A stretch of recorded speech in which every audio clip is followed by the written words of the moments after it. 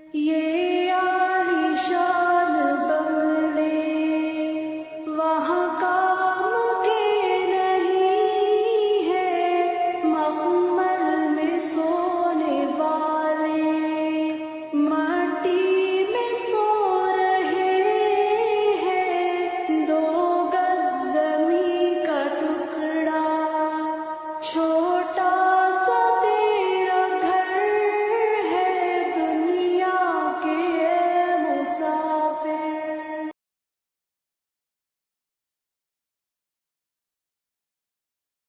जो निजी आइज़ मुसलसल हिते आवाम जी जेकी आहे भलाई लाइ कमु करे रही आहे। निजी आइज़ पारां गाचे चोड़ महांगाई में जिथे माण्हू हिकु वेले लाइ परेशान हुन जे ख़िलाफ़ केस बि दाख़िल कया विया ऐं उन लाइ अमली जदोजहद बि जारी आहे।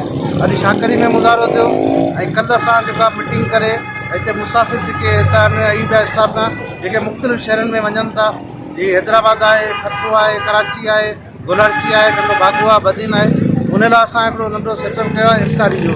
जीअं मुसाफ़िर जेका अचनि था पंहिंजे हे मजबूरी तहत पंहिंजे बचनि में त गाचे चोड़ महांगाई जे करे अॻे परेशानी खे मुंहुं ॾेई रहिया आहिनि, उन रोज़गार लाइ इक़दाम कयो आहे। ऐं जेके माण्हू हिन चङे अमल लाइ जेकॾहिं का हेल्प करे सघनि था त भले उहो असां पंहिंजा नंबर बि ॾींदासीं हिन में, या पाण मुरादो हिन टाइम ते अची पंहिंजे हथनि सां अची रोज़ेदारनि खे अची माना जेका रोज़ो खोल आहिनि इहे उन्हनि खे भला असीं अजर ॾींदो ऐं माण्हुनि जा जेके मुसाफ़िर उन्हनि जो रोज़ो खोलींदो।